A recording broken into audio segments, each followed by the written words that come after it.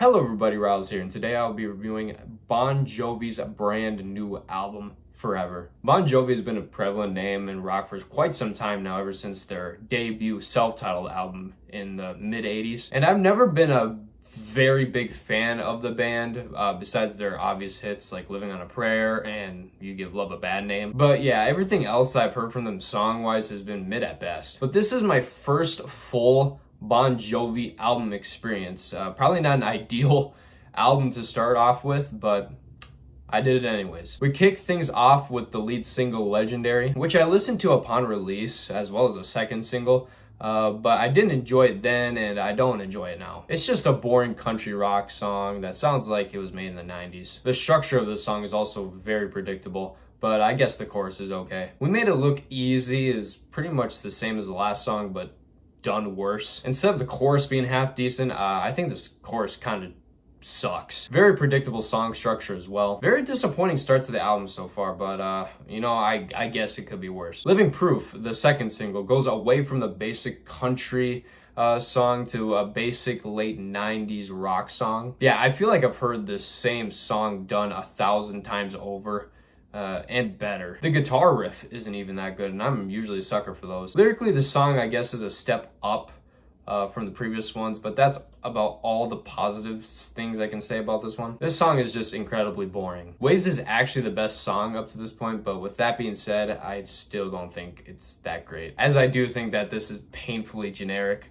But the guitar riff is miles better on this one than the previous. And on top of that, Bon Jovi has his best vocal performance yet. Seeds is another basic 90s rock song, but I actually think the production on this one's quite good. The outro sounded pretty good and felt quite grand, but everything else was just painfully generic. But I do think that this is a better song than the previous, but not by much. Kiss the Bride, while it's a very sweet song lyrically, it's also, again, very basic. This song just sounds like it's begging to be played at a wedding. Then we got a real stinker with The People's House. This song is horribly produced, and the instrumental literally just doesn't change for the first 3 minutes of this song. And after a pretty nice guitar solo, the instrumental finally changes up a little bit. I'm not a big fan of the vocal performance, lyrics, or really anything besides the guitar riff. Walls of Jericho is absolutely awful in every aspect. The intro, which is also the chorus, is amazingly awful. The production is not good either. The lyrics are quite terrible, and Bon Jovi's worst vocal performance yet is on this song. Honestly, it might be one of the worst rock songs that I've heard this year. Then we get the best song in the album with I Wrote You a Song. Still not a song that I would go back to personally, but I think the production's fine. The lyrics are quite sweet as well.